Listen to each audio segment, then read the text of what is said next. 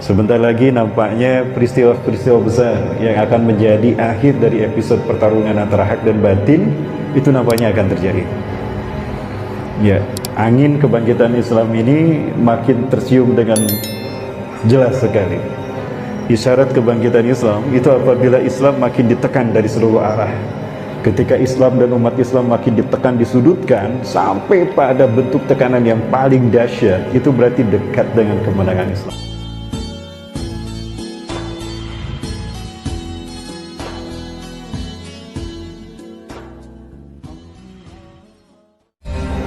Sebentar lagi nampaknya peristiwa-peristiwa besar yang akan menjadi akhir dari episode pertarungan antara hak dan batin itu nampaknya akan terjadi. Ya, angin kebangkitan Islam ini makin tercium dengan jelas sekali. Isyarat kebangkitan Islam itu apabila Islam makin ditekan dari seluruh arah. Ketika Islam dan umat Islam makin ditekan, disudutkan sampai pada bentuk tekanan yang paling dahsyat, itu berarti dekat dengan kemenangan Islam. Karena pertolongan Allah selalu hadir di saat puncak ketawakilan kita pada Allah SWT. Allah menolong Nabi Ibrahim di saat api sudah membara membakar tubuhnya. Betul? Yang logika itu sudah tidak bisa lagi mentok, tidak menemukan lagi solusi. Yang ketawakalan manusia sudah ada pada titik klimaksnya, titik kulminasinya. Justru di situ pertolongan Allah datang. Ya, pertolongan Allah datang kepada Nabi Musa dan umatnya Bani Israel datang ketika mereka semua sudah mencaci maki Nabi Musa. Ketika Bani Israel sudah tidak lagi punya harapan untuk selamat dari Fir'aun dan 200.000 tentaranya yang siap membantai mereka. Di depan ada Laut Merah terbentang luas yang tidak mungkin diseberangi dengan berenang. Kalaupun berenang, mungkin daging mereka akan menjadi santapan ikan hiu. Di belakang ada Fir'aun yang kejam dan zolim dan para tentaranya yang siap membantai mereka. Saat itu nyawa sudah di ujung tanduk, nyawa sudah di kerongkongan. Tapi di saat itulah justru pertolongan Allah datang.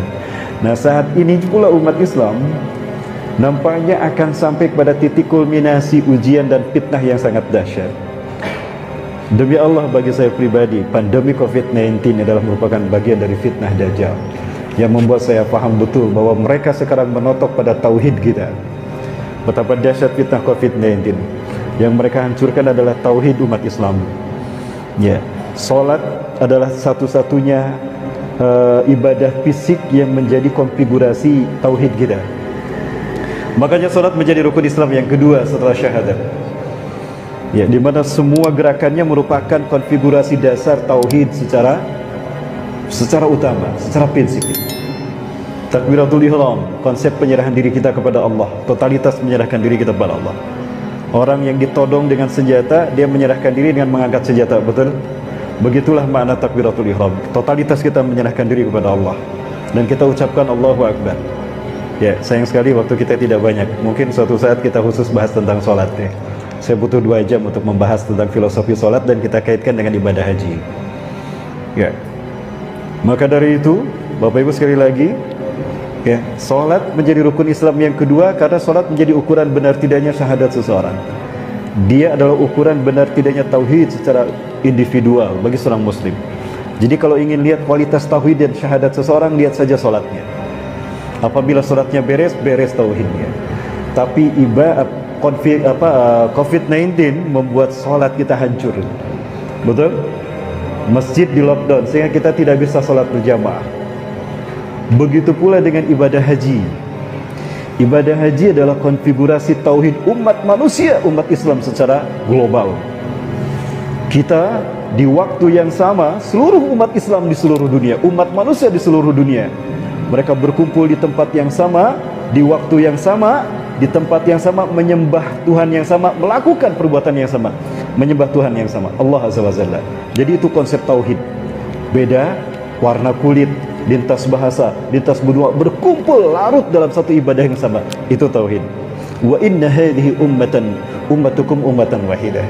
Tapi pandemi COVID-19 membuat kita tidak bisa melaksanakan tauhid secara global ini, ibadah haji dan umrah kan. Tidakkah kita sadar Dajjal dengan kehebatan teknologi yang diciptakannya mengontrol populasi umat manusia? Demi Allah, semua ini saya baca dimulai dari kisah tragedi WTC 11 September 2001 Bapak Ibu. Ya, itu merupakan ritual human sacrifices yang dulu dilakukan oleh suku Aztec di Meksiko untuk mengagungkan dewa matahari mereka yang bernama Viracocha.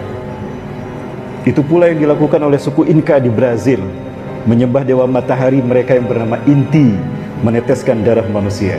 Begitu pula dengan 3 suku bangsa yang ada di Amerika Selatan. Ya, ada bangsa suku Maya, mereka mengucurkan darah manusia melalui proses apokalipto, ya, untuk meneteskan darah manusia demi Tuhan yang mereka sembah, Kukulcan, Bapak Ibu. Semuanya merupakan ritual yang nampaknya ritual itu tidak hilang dan sangat disayangkan sekali umat Islam banyak mengikutinya. Sadar tidak Bapak Ibu? Kita punya cita-cita berakhir di Palestina. Kita ingin menjadi bagian dari mereka yang disebutkan Rasulullah SAW sebagai sebaik-baik mukmin.